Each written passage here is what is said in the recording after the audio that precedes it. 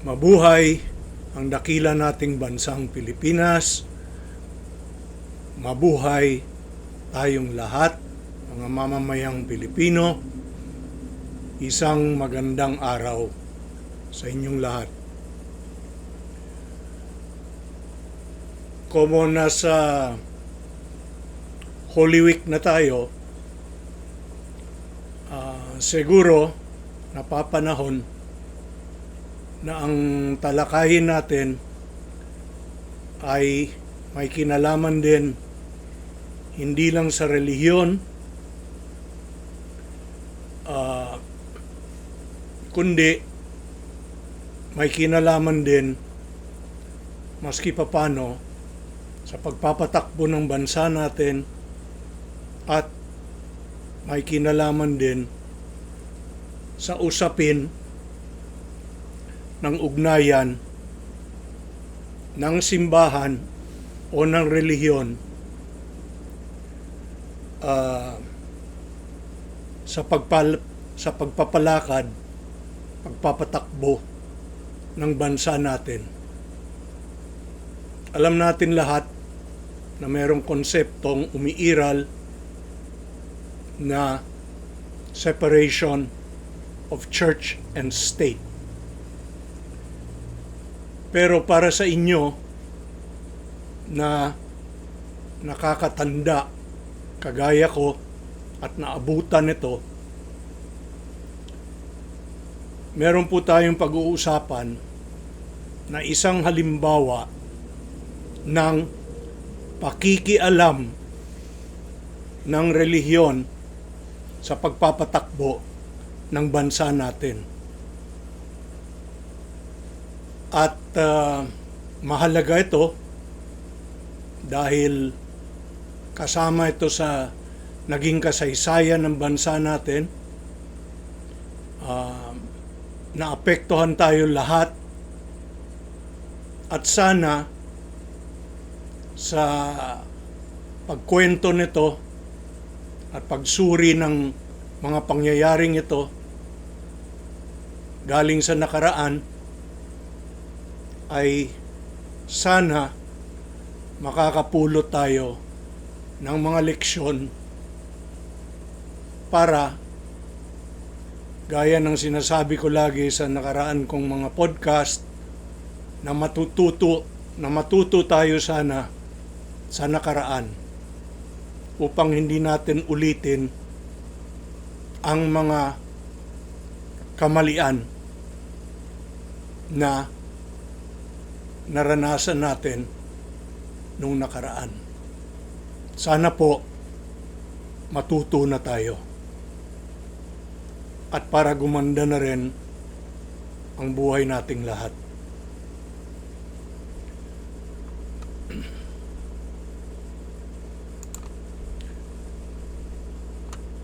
Ang pag-uusapan po natin, gaya na nakikita nyo sa screen, ito ang podcast number 5 ko.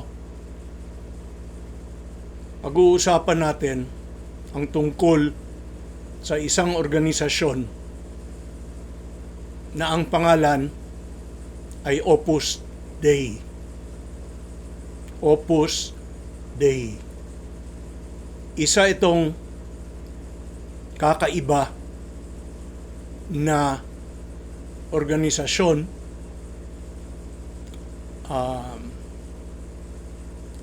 Kasama ito sa mga organisasyon na nakapaloob sa Iglesia Katolika.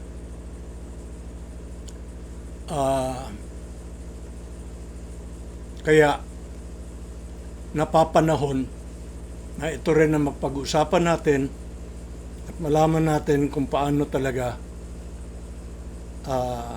nabago ang kasaysayan ng bansa natin gawa nitong makapangyarihan na organisasyon, pero gumagalaw ito dati pa sa dilim. Para sa inyo na napanood ninyo yung sine ni Tom Hanks tinalakay din or napag-usapan din sa sining yon ang tungkol sa organisasyon na ito, na syempre nahaluan ng fiction. Ang iba doon totoo, ang iba hindi. Pero doon sa sining yon na Da Vinci Code ay napag-usapan or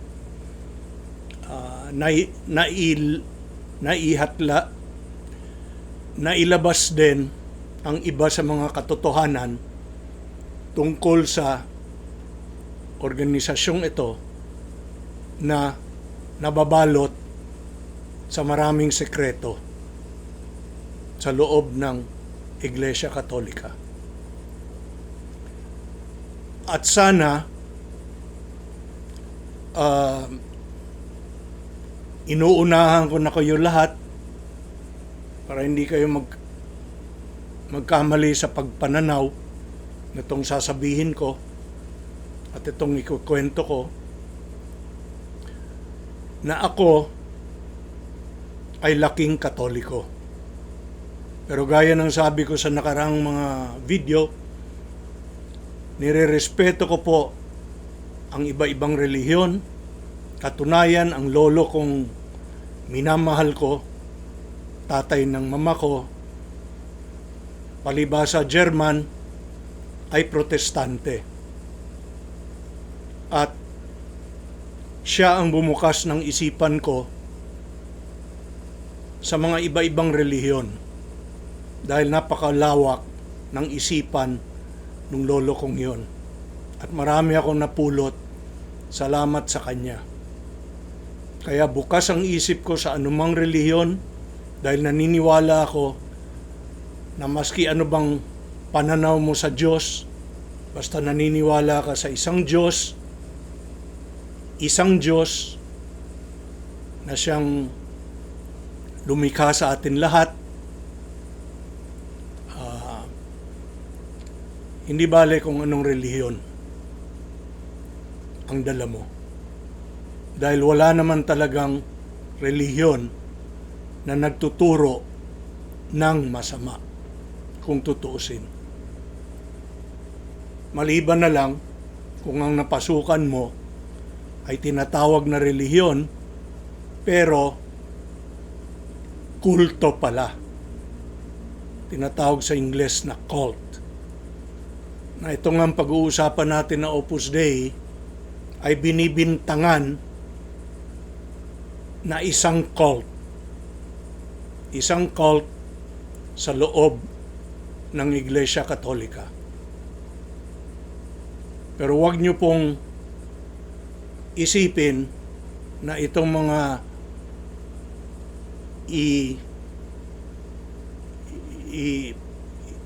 ipapalabas ko dito tungkol sa Opus Dei ay dahil hindi ko mahal ang relihiyon na pinaglakihan ko at tinuro sa akin ng mga kabaro ni Pope Francis nung nag-aaral kami sa Xavier School sa San Juan. Ang nagpalaki sa amin ng isipan tungkol sa tama at mali ay walang iba kundi ang mga kabaro ng kasalukuyang papa ng Iglesia Katolika ngayon na si Pope Francis. Sila ay sanib sa Society of Jesus. So lahat ng pananampalataya nila, mga values nila sa buhay ay nakatali sa mga tinuturo o tinuro ni Jesus Christ. At kaya nga, Society of Jesus ang tawag sa kanila. Mga pari ho ito, kagaya ng mga Benediktino, kagaya ng mga pari sa San Beda, sa Letran, ng mga paring Katoliko, Pero naiiba ang mga Jesuits dahil ang talagang sinusunod nila ay ang mga palaisipan at mga prinsipyo na iniwan sa atin ni Jesus Christ. At napapanahon itong mga topic na ito dahil nga nasa Holy Week tayo ngayon at si Jesus Christ nga ang pinag-uusapan. Basta ako, lagpas langit ang respeto ko sa mga Jesuits. Sila ang nagturo sa amin ng tama at mali, na tulungan ang kapwa, mahalin ang kapwa. Yan ang mga palaisipan at mga turo na natanggap namin sa mga Jesuits. At siya na rin, isang Jesuit na rin ngayon, ang tinalaga ng Diyos na mamuno sa iglesia niya, sa Iglesia Katolika. At kaya nga nandyan ang kauna-unang Jesuit na Pope sa loob ng 2,000 taon na siyang naglilinis sa Iglesia Katolika dahil napasukan na rin ito ng kasamaan. So, dadako na ho tayo dito sa pag-uusapan natin.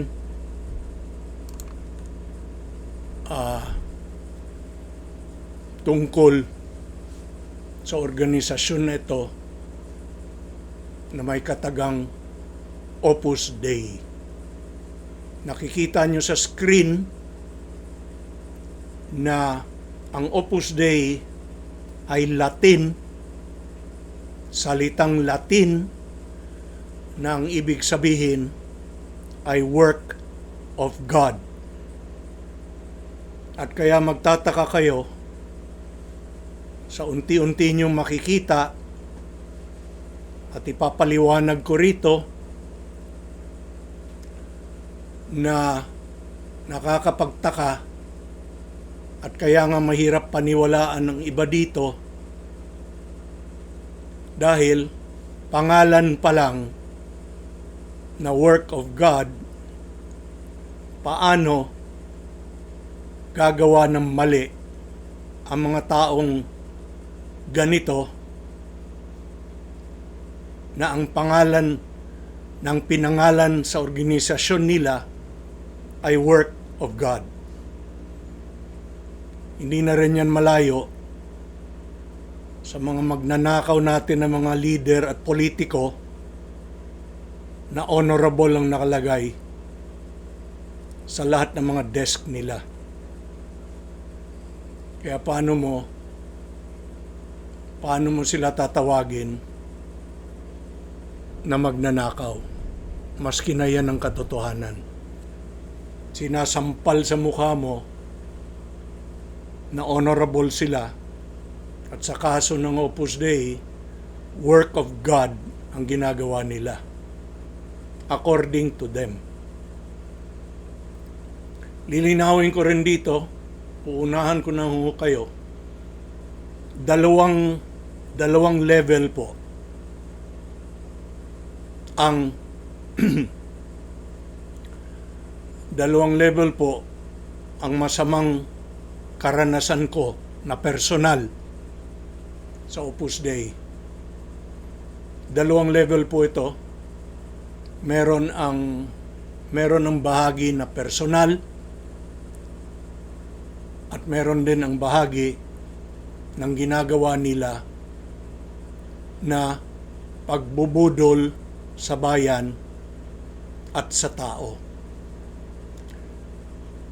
Ang sa personal, babanggitin ko lang dito ang mga highlights, pero ito ang magiging pakay ng susunod kong podcast tungkol sa Opus Dei.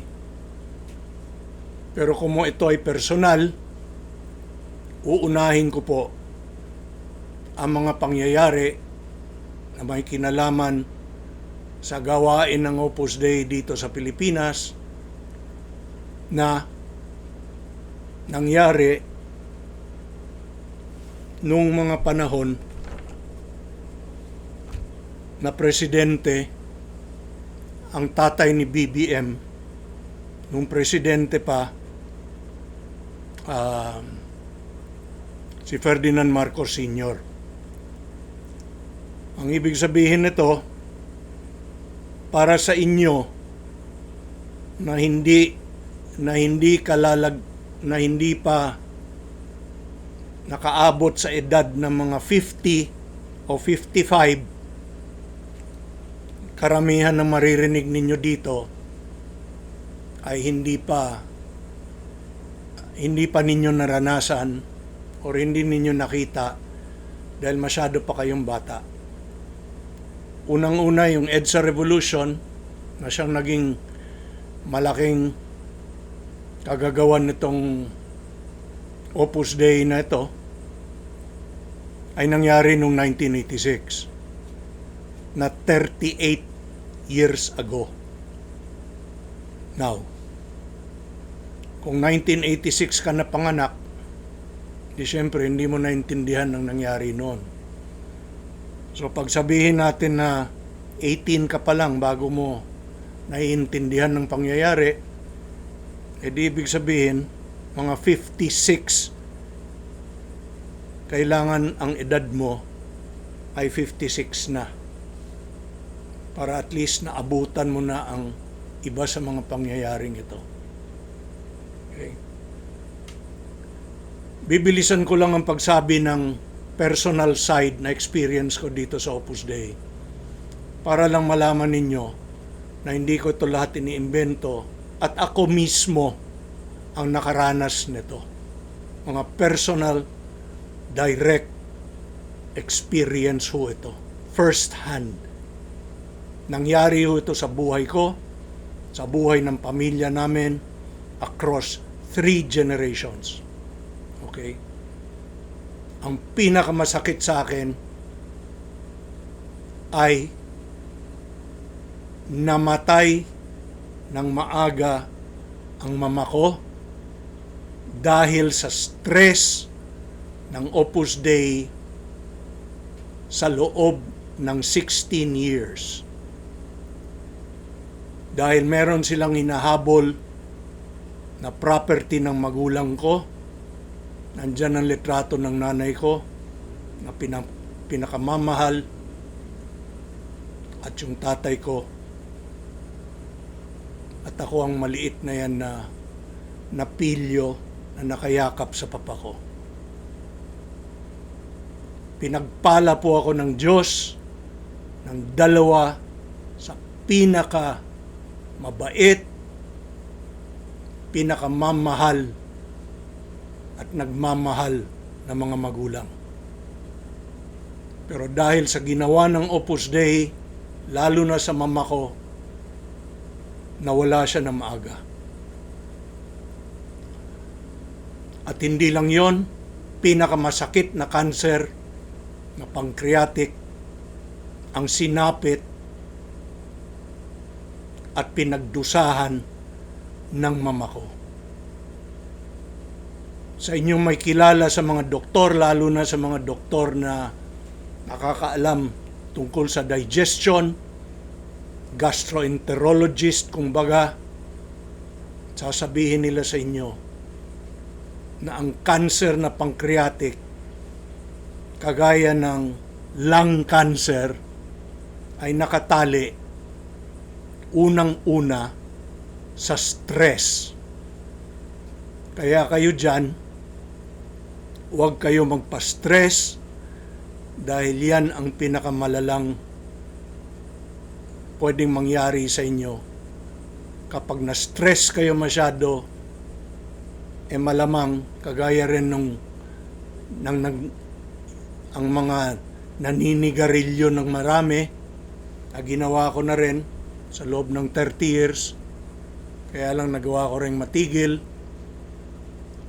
malamang lung cancer sa paninigarilyo, at pancreatic cancer pagdating naman sa stress na dinadaanan mo. Kaya nung tinutulak ko ang nanay ko, ako ang panganay sa pamilya namin, nung tinutulak ko ang nanay ko sa loob ng cremation oven para sunugin ang katawan niya, sumumpa ako sa kanya na gagawin ko ang lahat sa abot ng aking makakaya para balang araw ay matumba ang Opus Dei, lalo na dito sa Pilipinas. 3 henerasyon namin, suma total, ang sinaktan ng Opus Dei Philippines.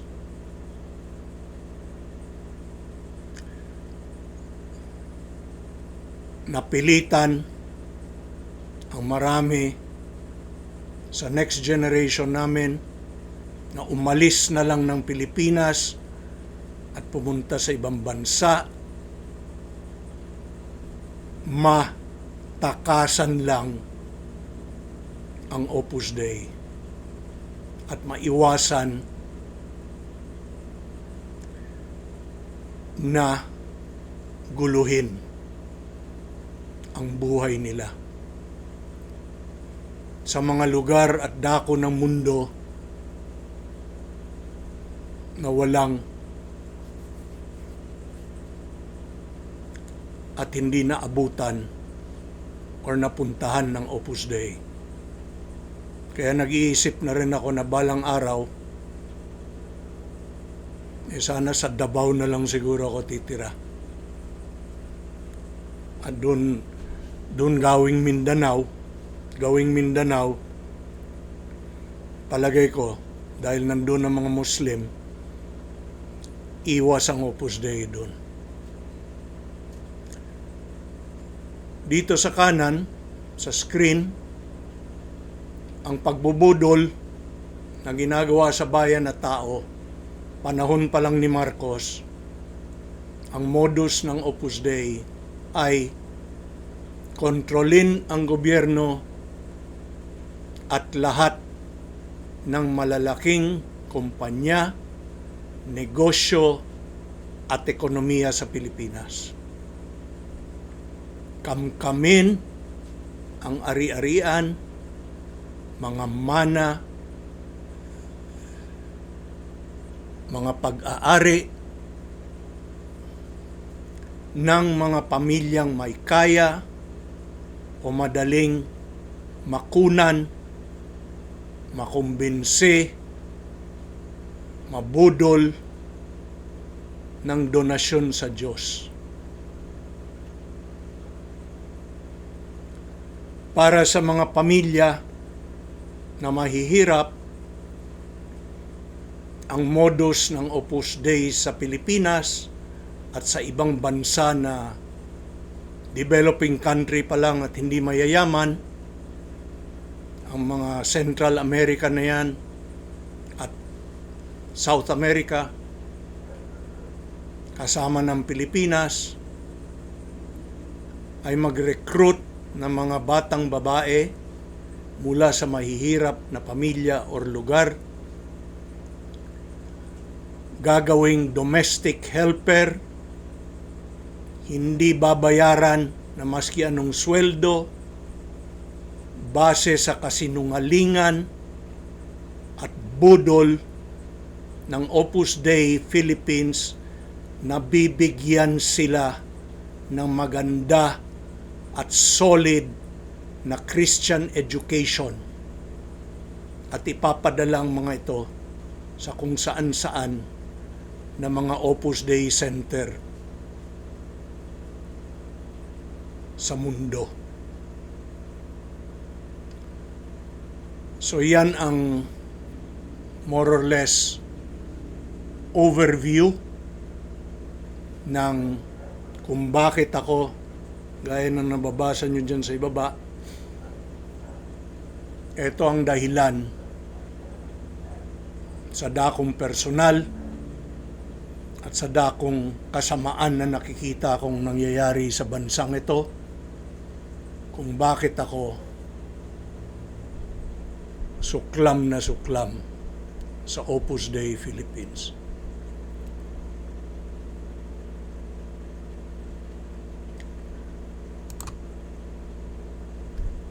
Ito po ang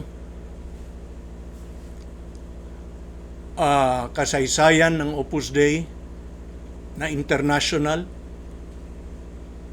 Itong si Jose Maria Escriva ay isang paring Kastila at ito ang pumundar ng Opus Dei noong 1928 sa Spain. Sa ngayon,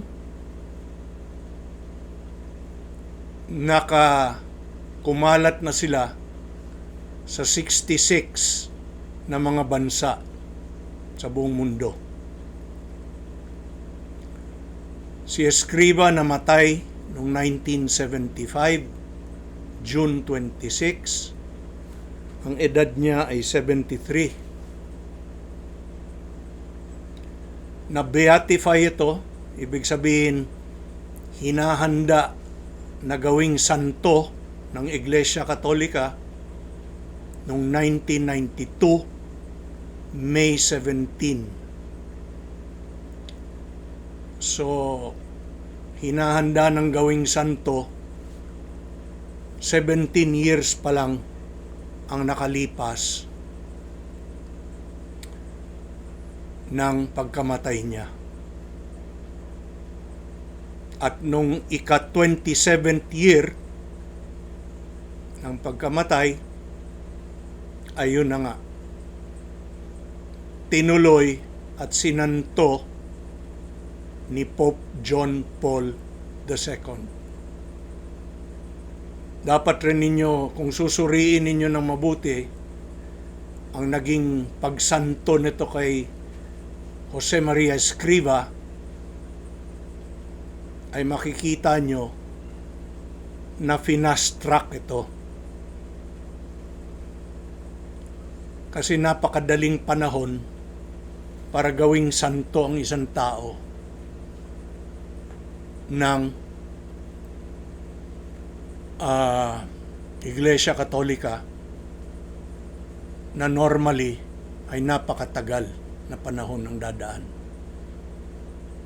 At pagdating dito kay Jose Maria Escriva, nagkaroon nito ng malaking kontrobersya dahil maraming mga reklamo ang pinadala sa Vatican ng gagawing santo, pero kung napakalakas ng Opus Dei kay Pope John Paul II, ay hindi na nga pinakinggan at inisang tabi lahat ang mga reklamo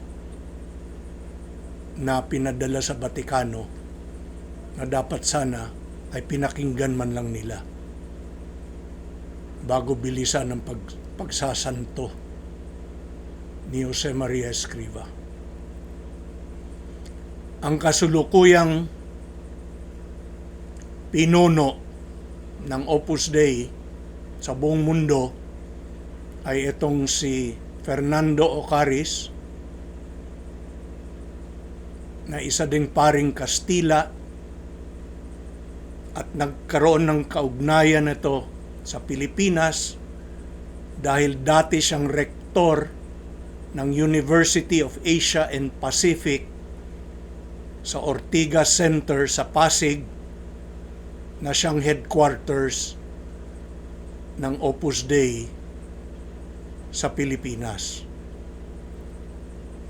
Ito ay principal university at kolehiyo ng Opus Dei, University of Asia and the Pacific,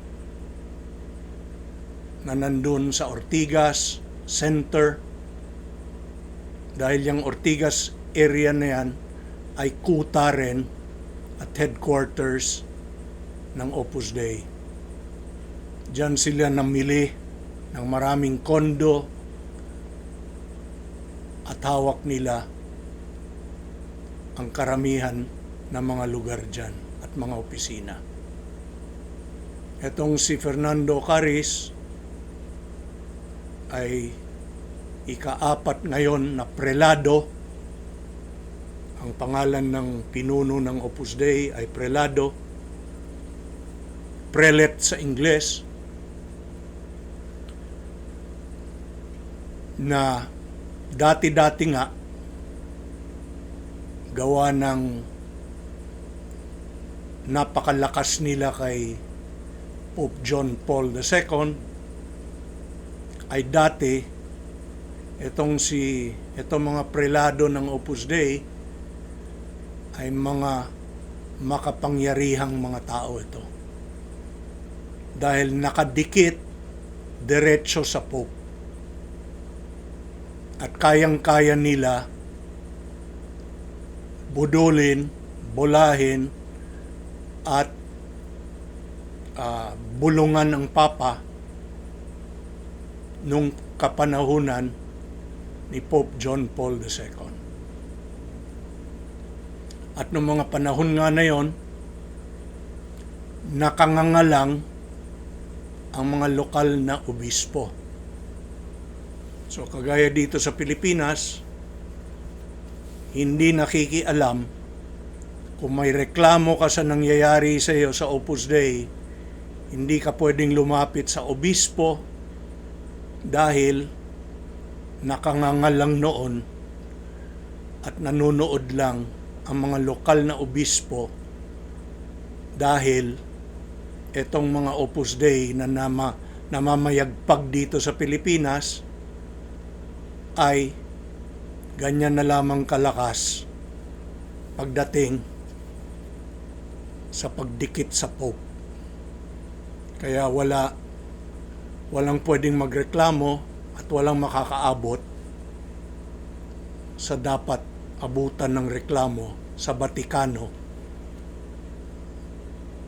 dahil sila ang nakadikit at nagpapatakbo ng mga sa kanila dadaan ang reklamo. So anong chance? Pagdating ni Pope Francis, palibasa Jesuit nga ito, at matatalinong mga tao na hindi agad-agad nabobola etong mga sa Opus Dei, gawa na nga ng mga bundok ng reklamo na nakarating sa Papa, ay nawalaan na ng dati nilang poder. At ito ay gawa ng mga bagong motu proprio, ang mga utos ng Papa sa Iglesia Katolika na nanggagaling sa kanya mismo at sa mga pananaw niya bilang Papa ay tinatawag na motu proprio. Mga utos ito na susundin din na nanggaling sa Papa. At gawa nga nitong mga motu proprio na linabas ni Pope Francis ay nabawasan na ang kapangyarihan na dati-dati sinosolo ng Opus Dei. Sila ang pinaka makapangyarihang organisasyon sa loob ng Iglesia Katolika. Pero hindi na nga ngayon. Kaya kung makikita nyo, pati ang suot ni Fernando Ocaris ang boss ng Opus Dei sa buong mundo, palibasa dati, automatic na obispo ang sino mang ihahalal. Obispo ang ranggo ng sino mang nahahalal na prelate ng Opus Dei. Nakikita nyo dyan sa litrato na sa salita ni Maharlika ay bonggang-bongga.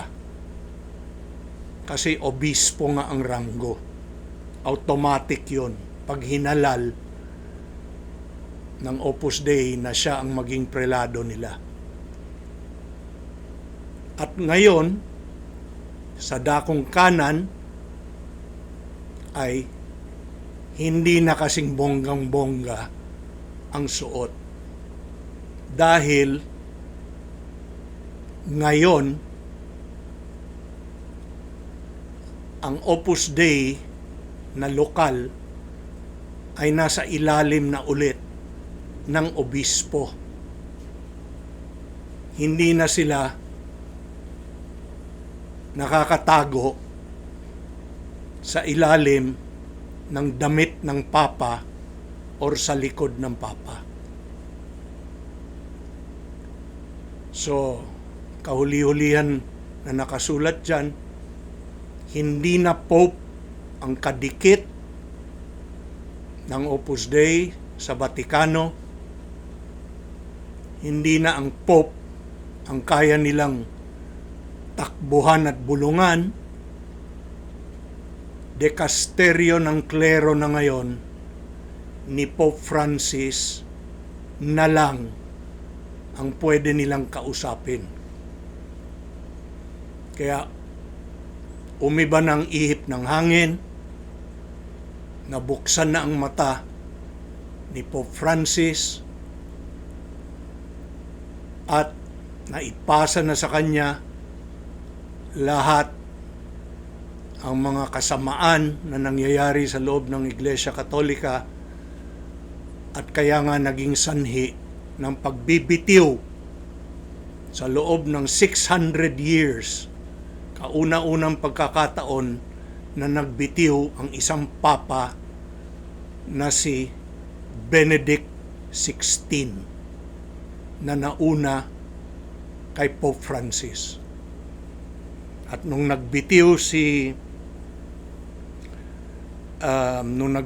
Benedict XVI, dahil hindi niya na nakayanan ang karumihan na nakita niya sa loob ng Kuria at sa Vatican Bank na may kinalaman din dito sa Opus Dei, na sa mga susunod kong mga podcast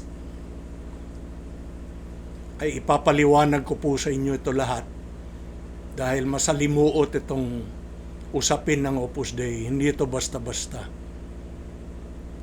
Hindi ko na naman ulit nilalahat. Pero sa lahat ng mga bintang na bundok-bundok na ngayon ang pumapasok sa Vatikano, hindi maiiwasan na kung sino ang leader siyempre ng organisasyon ay siyang mananagot. Kaya maski sabihin natin na marami dyan natural na mga miyembro na mababait na tao, ang kailangang humarap sa lahat ng kamalian at kasamaan na nangyari ay siyempre ang mga pinuno. Kaya palagay ko maraming gabi hindi ito nakakatulog si Fernando Ocaris sa pagkakamot ng ulo sa mga problemang dumarating sa Vatikano galing sa iba-ibang dako ng mundo tungkol sa Opus Dei. So dyan sa kaliwa, makikita nyo ang pinakamalaking sa maraming pagbabago na ginawa ni Pope Francis sa struktura at sa karisma ng Opus Dei, ang pinakamalaking pagbabago ni Pope Francis na may epekto rin siyempre sa operasyon ng Opus Dei dito sa Pilipinas at sa epekto na magkakaroon sa buhay natin lahat ay hindi na pwedeng miyembro ng Opus Dei ang hindi pare. Dati-dati kasi, maski sino ay pwede maging, maski hindi pare, pwede maging miyembro ng Opus Dei. Ang nangyari dito, ginamit ang pangalan ng Opus Dei na isa silang organisasyon sa ilalim ng Iglesia Katolika. Ganon na rin lang kadali magbudol ng tao. Sinong mag-iisip na isa kang scammer or isa kang mandurugas or magnanakaw kung miyembro ka ng Opus Dei? At dito, nag-ugat ng maraming abuso na ngayon nga ay lahat umabot na sa Vatican. Ako mismo, na ikukwento ko rin sa susunod na mga podcast ko, bukod sa tangka nilang kunin at nakawin ang ari-arian ng magulang ko at mawalaan kami ng mana galing sa magulang namin, ng bahay na pinaglakihan namin, dahil binodol nga nila, lalo na ang nanay ko na hindi nakakaisip ng masama tungkol sa sino mang tao. Kaya naging isang biktima siya nitong mga taong ito. At ako rin, nakunan rin ako ng malaking halaga noong 1996. Lahat ito sa mga susunod na pag-uusapan natin tungkol sa Opus Dei sa darating na mga podcast. Abangan na lang po ninyo para malaman ninyo pag may lumapit sa inyo na kung tunay ba na anghel yan or bubudulin lang kayo.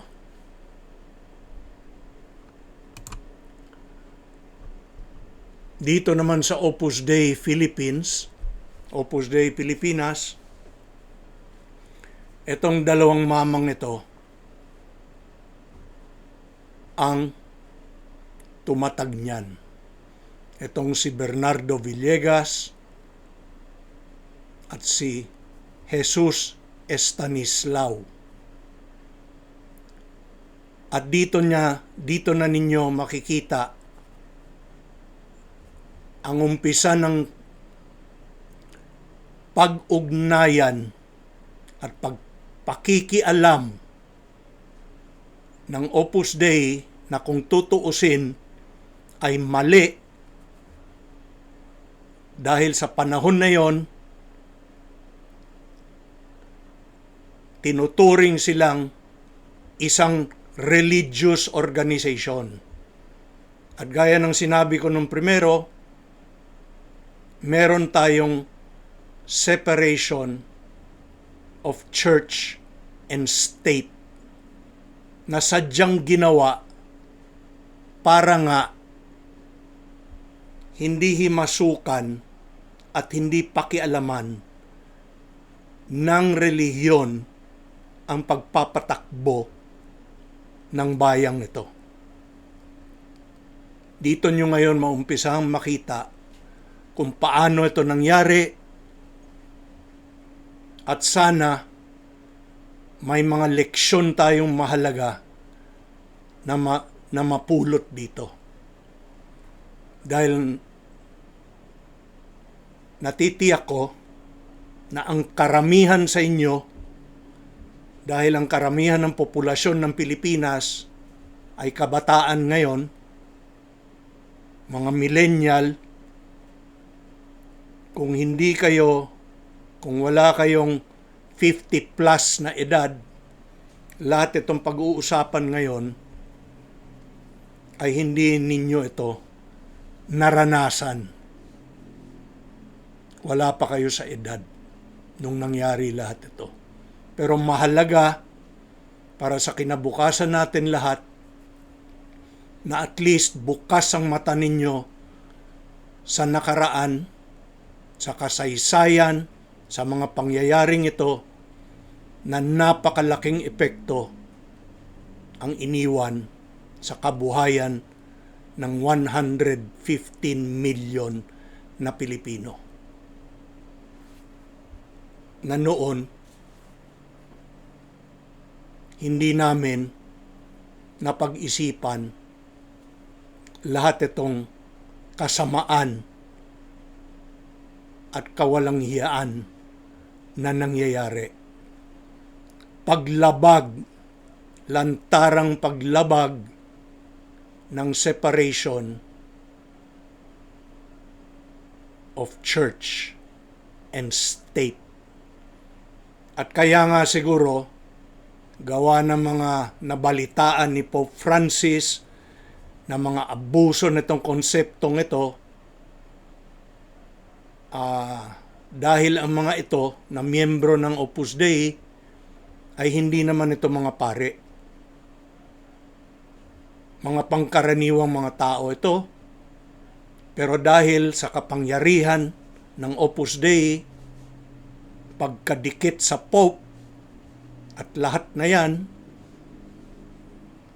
pag nagsalita itong mga taong ito, tuwad lahat. Pati mga presidente ng Pilipinas ang nangyari. So dito nyo makikita. Etong si Villegas at si Stanislao, magkaklase ito sa Harvard noon. Nakilala nila si Escriva, ang founder ng Opus Dei. Inutusan sila ni Escriva na itatag ang Opus Dei sa Pilipinas. At ang unang pagkakataon ng pagtatag ng Opus Dei dito ay sa pamamagitan ng tinayo nilang University of Asia and Pacific, na ang command center o ang headquarters ng Opus Dei Philippines at ang opisina ng mga ito ay nandyan sa Ortigas Center. Dahil ang pamilya Ortigas ay isa rin sa mga bigating mga pamilya na mayaman sa Pilipinas na hawak ng Opus Dei. Okay, so si Villegas tinatag ang Opus Dei Pilipinas noong 1967. 1967. Na lalabas na 38 plus 20, lalapit na sa 60 years na nandito sila sa Pilipinas. Tinatag ang Center for Research and Communication nung taong 1967 din. At itong Center for Research and Communication ay siyang nauwi sa susunod. Itong nauwi sa University of Asia and the Pacific. Ng headquarters nga ay nasa Ortigas Center. Tinatag rin ni Bernie Villegas ang Makati Business Club noong 1981. Ito ang mga samahan ng mga malalaking negosyante ng Pilipinas, lalo na ang mga nag-oopisina sa Makati. Na alam naman nating lahat ay siyang nagpapatakbo ng kalakaran dito sa Pilipinas. Karamihan ng mga dambuhalang mga korporasyon na hawak din ng Opus Dei ay nandyan sa Makati, sa Ortigas Center, at sa Cebu. Ang tatlong pinakamalalaking lugar ng mga headquarters ng malalaking kumpanya sa Pilipinas. At mga sentro ng finance at ekonomiya ng bansa. Etong si Bernie Villegas ay isang kilalang ekonomista, at dahil nga kilalang kilala at kaibigan ng lahat ng mga lalaking negosyante na kinukunan nila ng donation para sa Opus Dei, ang kapalit niyan ay maging direktor sila ng madaming kumpanya at ng mga bangkong malalaki sa Pilipinas. You scratch my back, I will scratch your back. Ang pinag-uusapan dyan. So isa ito sa kinikilalang ekonomista, at dahil dyan, dahil hawak niya maraming kumpanya, mga bangko, mga insurance companies, lahat na kung saan marami ang pera, ang cash, at ang kapangyarihan sa ekonomiya, tinalaga rin siya ni Cory Aquino na isa sa sumulat ng 1987 Constitution ni Cory. So itong si Bernie Villegas ay isa rin sa mga sumulat ng konstitusyon.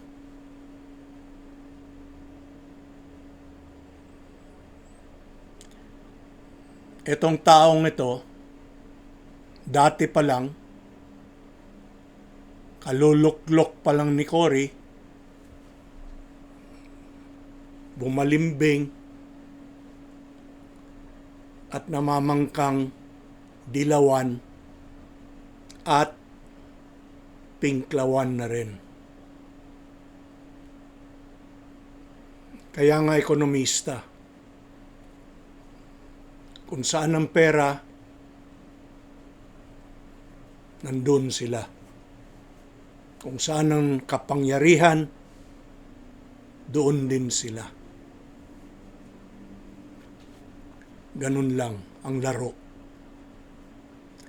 Itong si Jesus Stanislao, para makita ninyo na hindi ko iniimbento itong pagdidikit o pagkokontrol ng gobyerno ng Pilipinas, ng ekonomiya, ng negosyo, ang pagkokontrol ng Opus Dei hindi guni-guni at katotohanan, itong dalawang tao na nagpundar nga ng Opus Dei Pilipinas ay nakita nyo naman kung saan nakarating ang mga mamang ito. Si Stanislao ay ang ikalawa na kasama ni Villegas na tinatag ang Opus Dei Pilipinas noong 1967. Isa rin itong kilalang ekonomista at natural, hilig ng mga malalaking kumpanya at bangko, insurance companies, at kung sino-sino man yan, na imbitahin ang mga ito na maging direktor sa mga kumpanya nila. Kaya nga, napaka makapangyarihang mga tao ito. At kaya huwag kayo magtaka na naging si Stanislao ay naging secretary ng Socio-Economic Planning Department ni Cory, naging Director General ng NEDA rin, panahon ni Cory, at naging makapangyarihan na Secretary of Finance ni Cory, na ang nakaupo ngayon na Secretary of Finance ay walang iba kundi isa pa ring Opus Dei din na si Ralph Recto. Aral sa eskwela ng Opus Dei yan, na ngayon ay Finance Secretary ni BBM. Diyan nyo na nakikita, panahon pa lang ni Cory, at sa susunod na slide, hindi lang panahon ni Cory, panahon pa lang ni Marcos Sr., nakasaksak na itong mga Opus Dei sa gobyerno natin.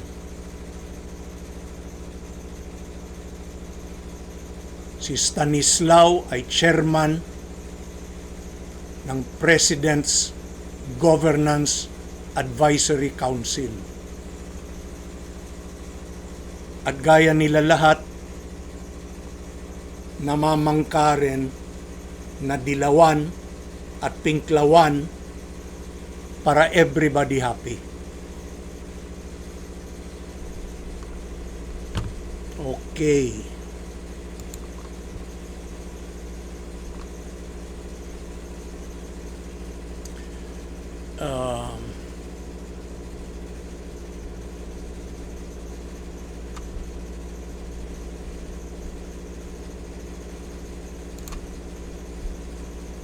Teka. Bakit ba hindi ito?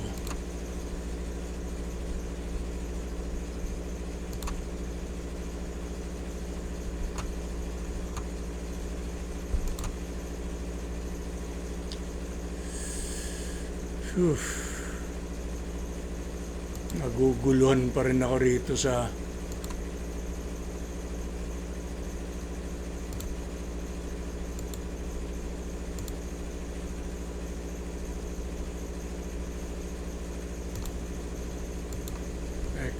ano ba nangyayari dito sa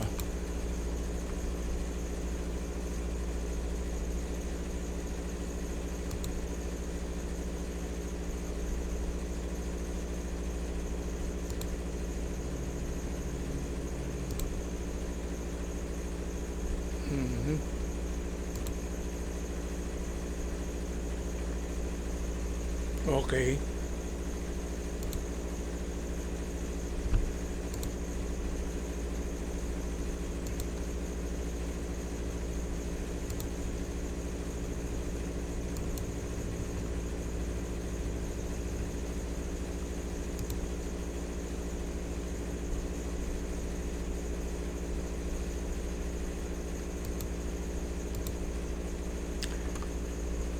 Ito po,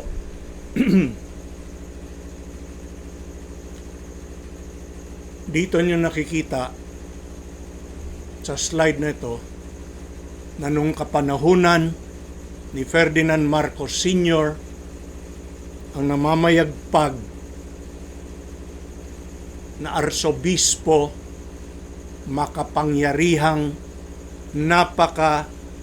makapangyarihang arsobispo ng Manila na si Jaime Cardinal Sin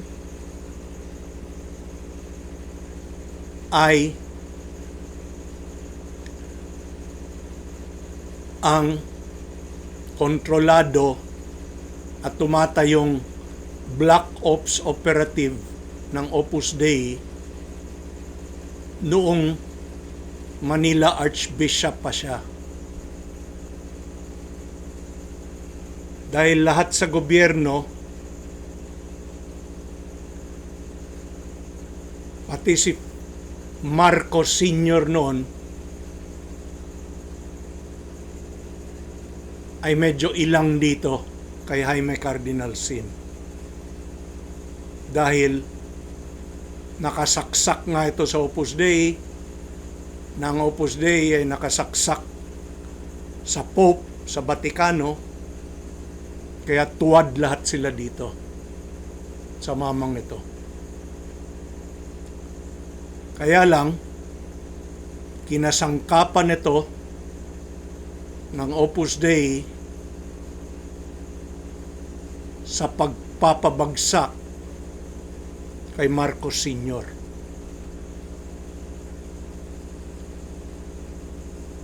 At etong si Jaime Cardinal Sin ay ang naging pasimuno ng 1986 EDSA revolution daw, pero sa totoo wala namang nangyaring revolution. Dahil ang ibig sabihin ng revolution sa wikang Ingles ay pagbabago,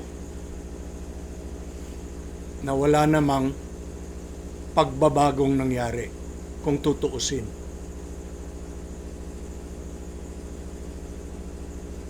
Pero ang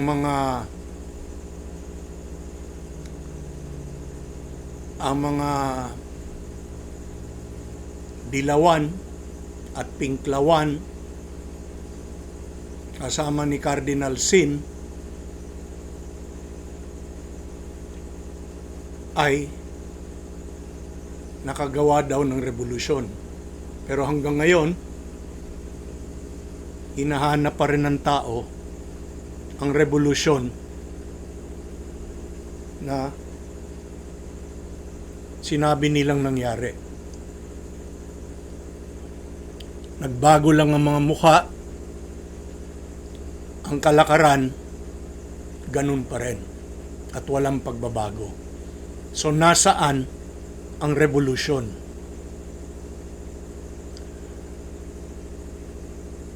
Etong sa kapanahunan na yon, etong si Francisco Kit Tatad, na hindi nga pare, pero isang miyembro ng Opus Dei, isang kilalang miyembro at sinasambang miyembro ng Opus Dei, ay ang nag-infiltrate ng gobyerno ni Marcos Sr. Infiltrator siya ng Opus Dei at tinanim itong si Kit Tatad, tinanim ng Opus Dei Philippines sa tabi ni Marcos Sr. bilang spokesman noong martial law.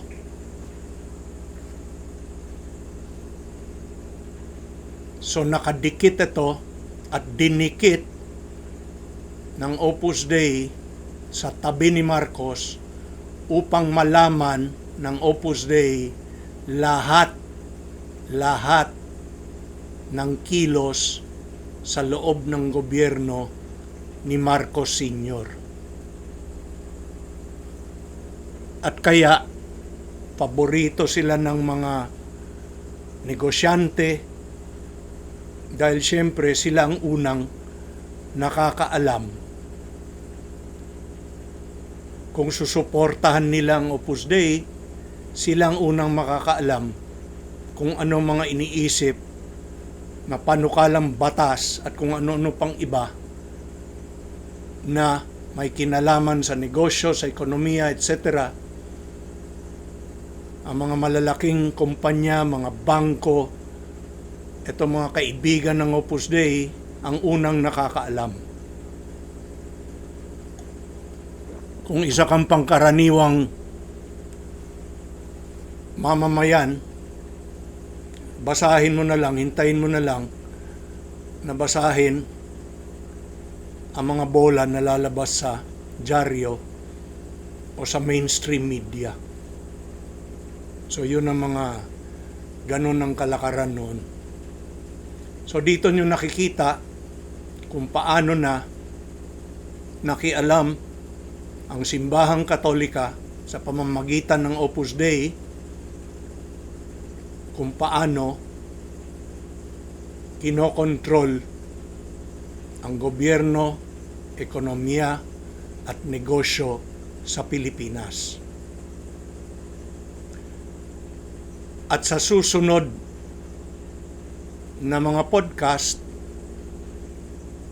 ay kung saan lalabas ang mga kaukulang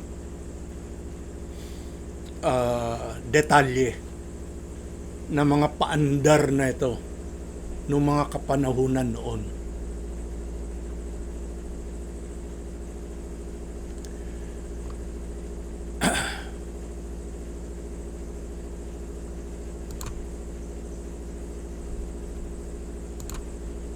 Ewan ko kung anong nangyayari dito sa mga controls na teka.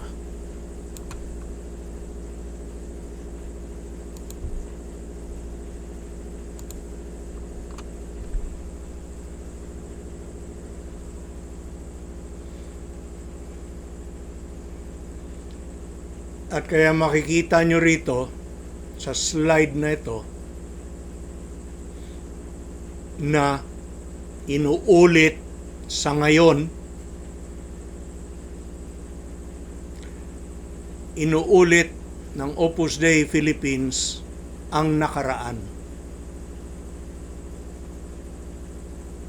At tinataniman na naman ng operatiba sa loob mismo ng pamilya Marcos. Inuulit kay BBM ng Opus Dei Philippines ang naranasan nilang epektibong pagtanim ng isang kittatad noon sa tabi ni Marcos Sr. Kumbaga, meron silang eyes and ears sa tabi mismo ni Marcos Sr. na magsasabi sa kanila sa lahat ng mga pangyayari.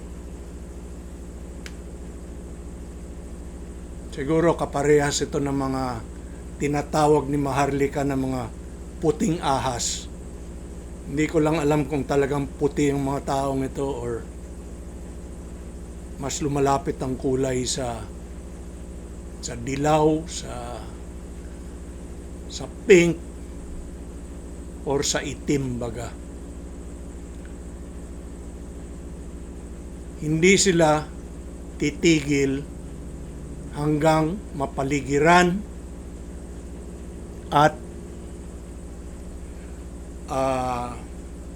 mapaligiran at malibutan si BBM ng mga Opus Dei Philippines operatives, na ang isang halimbawa na dyan na napakaselan na posisyon ay ang kay Ralph Recto bilang Finance Secretary. Hindi na siselan pa dyan ang kung saan nakasaksak ang Opus Dei sa pagkokontrol ng politika, ng gobyerno, ng ekonomiya at ng negosyo sa bansang ito.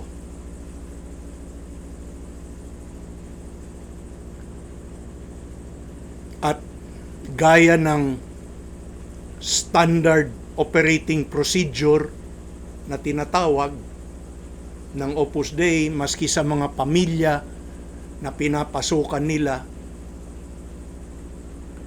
guguluhin at pasasabungin ang magkakapatid na Marcos. Hintayin niyo po ang mga kilos na ito, dahil iisa lang ang playbook ng Opus Dei. Sa lahat ng mga pamilyang may gusto silang kunin na ari-arian, etc., ito ang mga hakbang na ginagawa nila. At kailangan nilang sundin at gawin ito dahil hindi sila nakakapasok, hindi sila nakaka-penetrate, hindi sila nakaka-infiltrate sa anumang pamilya o organisasyon na united. At kaya makikita nating lahat na ang unang ginawa nila ay wasakin ang unity team. Dahil gaya sa isang pamilya na nangyari na nga sa akin, sa pamilya ko mismo, at sa mga ibang pamilya na malapit sa amin na alam namin ang mga detalye ng pangyayari, ang unang kailangang gawin ng Opus Dei para makamkam ang gusto nilang kamkamin ay pasabungin at pagwatak-watakin ang pamilyang yan.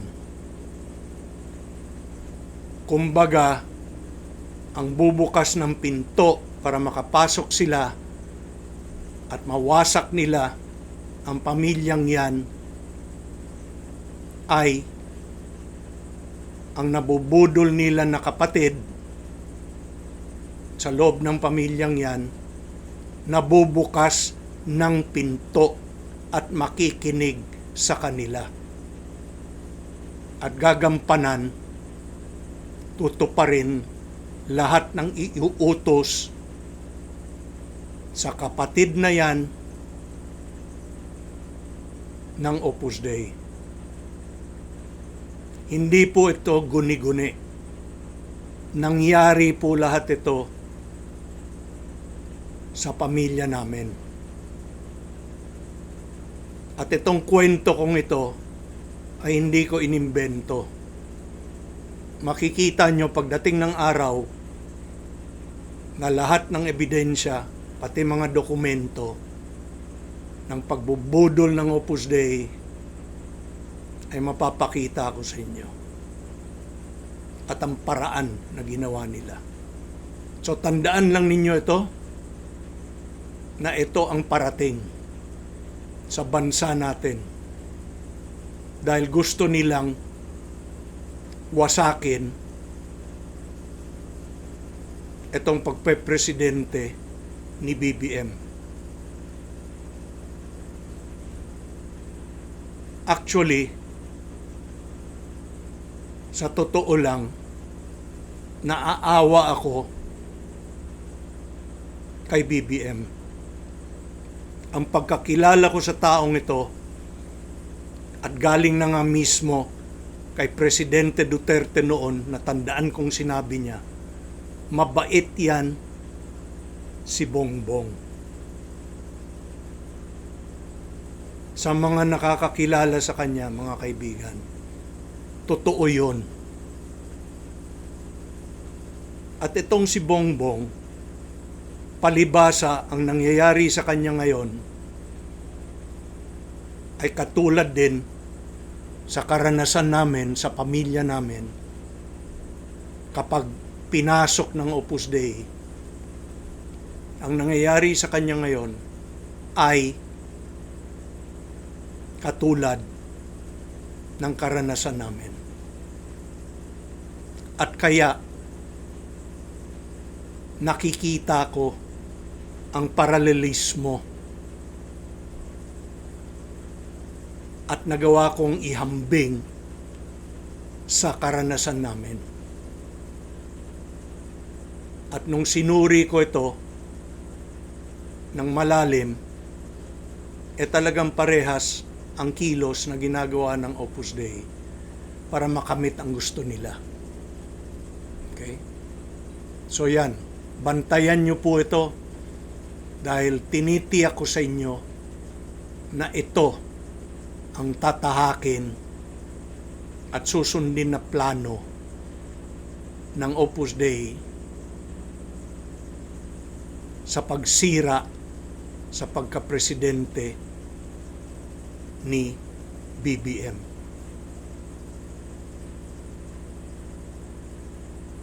Tandaan nyo mga kaibigan na maski ang presidente ay hindi pinakamatalinong tao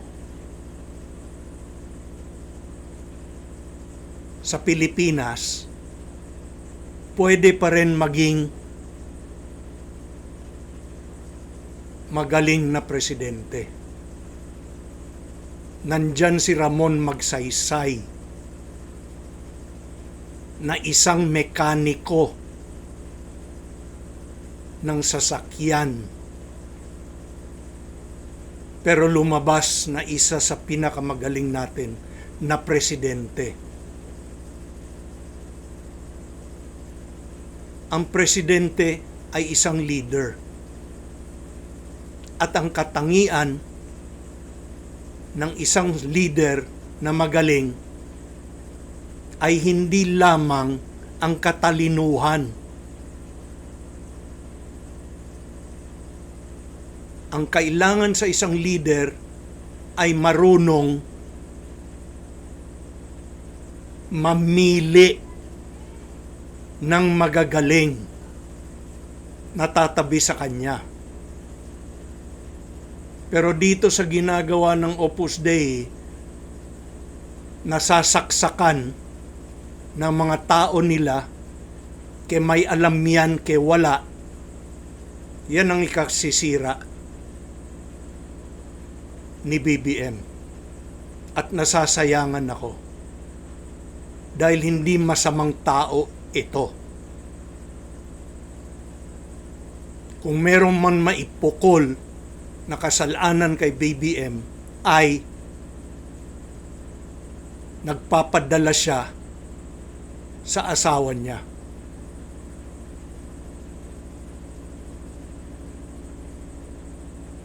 Yun ang opinion ko. So ang gagawin ng Opus Dei dito, bantayan ninyo, guguluhin, pasasabungin itong mga kapatid na Marcos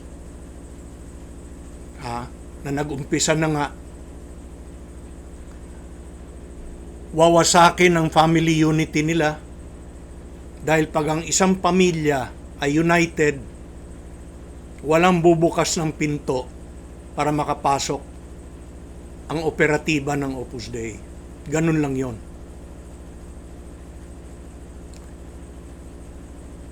Sa pamilya namin, nagkamali ang nanay ko nabuksan ang pinto sa Opus Dei at yun na ang ikinasira ng 3 henerasyon ng pamilya namin na magiging pakay ng mga susunod na mga podcast tungkol sa Opus Dei. So wawasakin talaga nila ang family unity ng mga Marcos. At ang anumang ibang unity na meron sila sa mga tao na susuporta kay BBM. Puputulin nila yan, wawasakin nila yan, hanggang wala nang nakapaligid kay BBM kundi ang mga maling tao na sugo at tanim ng Opus Dei. Bantayan nyo si Ralph Recto. Yan lang ang masasabi ko. Kakamkamin ng Opus Dei, mga ari-arian. Lahat ito nangyayari sa mga pamilya rin. Kaya parehas lang. Ang gobyerno ng isang bansa, kung tutuusin, ay parang isang pamilya din. Ang mga konsepto nag-a-apply. Kakamkamin ng Opus Dei, ang mga ari-arian, assets, mana ng pamilya, habang watak-watak at nag-aaway ang mga kapamilya. Itutuloy ang droga, corruption, pandarambong, dahil alam ng Opus Dei na sa dulo si BBM ang sisisihin ng taong bayan. At walang iba kundi si BBM ang masisira sa katapusan. Samantalang habang may gulong ganito, masaya at matahimik na makikinabang at magpaplanong makinabang ang Opus Dei, ang mga dilawan at ang mga pink lawan. Ganun lang po ito. Chess game po ito. Nga lang,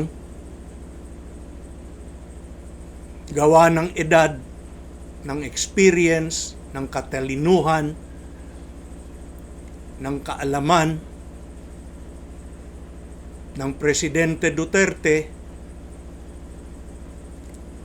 alam niya, grandmaster po ito sa chess game. Kaya hindi ho mananalo ang mga kokontra kay Presidente Duterte. Ito naman si Marcos, nagkakataon na meron siyang isang kabiyak sa buhay na sa halip na tulungan siya na maging, hindi naman to stupido si si Bongbong, may pinag-aralan yan maski papano, nakalibot na ng mundo yan, lumaki sa Malacanang yan, alam niya yung ginagawa ng tatay niya, kaisa-isang anak na lalaki. So hindi ako handang maniwala na ganito ka-incompetent ito. Kaya lang, alam ko ang kilos ng Opus Dei. Palilibutan ka gaya ng ginawa nila sa mama ko hanggat pati ang tatay ko ay hindi na kayang kausapin ng matino ang nanay ko. Dahil kinontrol na ang utak ng Opus Dei. Ganun po ang mekanismo dito. Okay? So, ganon.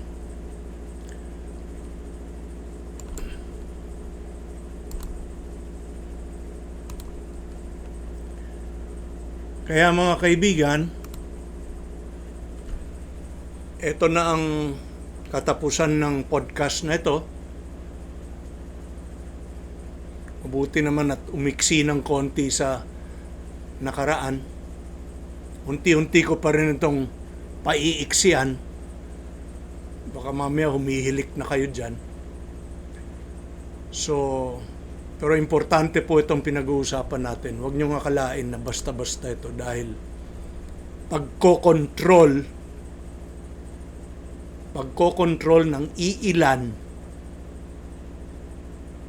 ang mga pinag-uusapan dito ay pagkokontrol ng iilan sa buhay ng 115 million na mamamayan ng dakilang bansang Pilipinas. At kaya nandito tayo nakalugmok sa putik ng 30 years na ay dahil nga sa loob ng 30 years na yan, ang hindi alam ng karamihan ng mga mamamayan ng bansang ito na ang tunay na nagpapatakbo rito ay ang Opus Dei. Na mabuti naman, ginagawan na ngayon, pinapatawan na ng maraming pagbabago at binabawasan na ang poder ng mga nagtatago sa likod ng kapangyarihan ng Batikano na mga miyembro ng Opus Dei. At kaya nila nagagawa lahat itong mga ginagawa nila. At walang nagrereklamo, walang pumapalag. Ngayon meron na po, nakikinig na po si Pope Francis. At sa susunod na mga podcast, sasabihin ko sa inyo ang mga inutos na pagbabago ni Pope Francis, nakikitil sa mga abuso at sa kapangyarihan na walang katapusan dati ng Opus Dei sa Pilipinas. Unang-una, kapag may reklamo na tayo ngayon sa Opus Dei sa lugar natin, ay pwede nang ilapit ang reklamo sa obispo na dati, bago kay Pope Francis, ay hindi. Nakangangalang ang mga obispo at nakatuwad sa anumang gustong gawin ng Opus Dei sa lugar nila. Nagbago na ho lahat yan. Sa susunod po na part 2 ng Opus Dei, ang pag-uusapan na sana marinig din ito ng Secretary of Education na si Inday Sara Duterte para malaman din niya unti-unti ang nangyayari sa mga paaralan na hawak ng Opus Dei, ang mga kaparaanan nila ng mind control sa edukasyon at kinabukasan ng kabataang Pilipino dyan sa University of Asia and Pacific, sa Ortigas Center, at sa marami pang ibang PAREF school nila sa iba-ibang syudad ng Pilipinas na tinayo nila. PAREF school ang nakapangalan dyan para hindi agad-agad akalain ng tao na konektado sa Opus Dei. Pero sila po ang nagkokontrol ng mga skwelang yan. Pinalitan lang ang pangalan. Pag-uusapan din natin ang mga kilalang palihim na mga miyembro ng Opus Dei sa Pilipinas, na kung nakikinig si Maharlika, ang tinukoy niya doon na si Teddy Boy Locsin na dating Secretary of Foreign Affairs ay nakadikit din ng husto sa mga Opus Dei.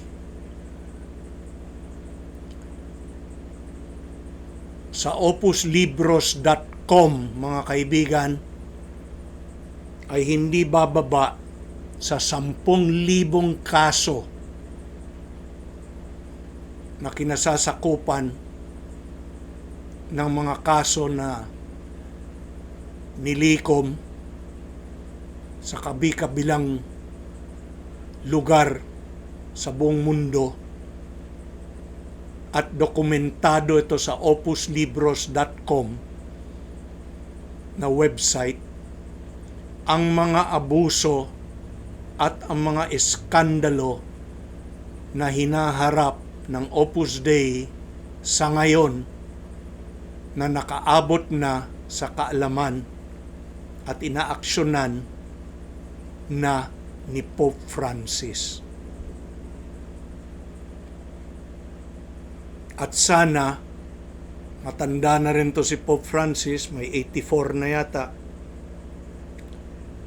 At sana tumagal pa ito, dahil kagaya rin ng sa nangyari sa atin kay Presidente Duterte, ang sinira ng mga dilawan at pinklawan sa loob ng 30 taon ay meron lamang 6 na taon, maiikling taon, ang Presidente Duterte na ayusin ang bansang ito.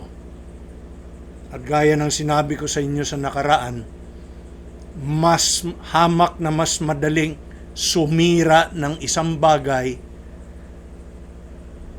at sumira ng maski ano, napakadali. Ang ayusin at ibalik sa kaayusan ang pinakamahirap. So hanggang dito na lang po, at mag-uusap-usap tayo ulit sa susunod na pagkakataon, sa sunod na podcast. At mabuhay po tayong lahat.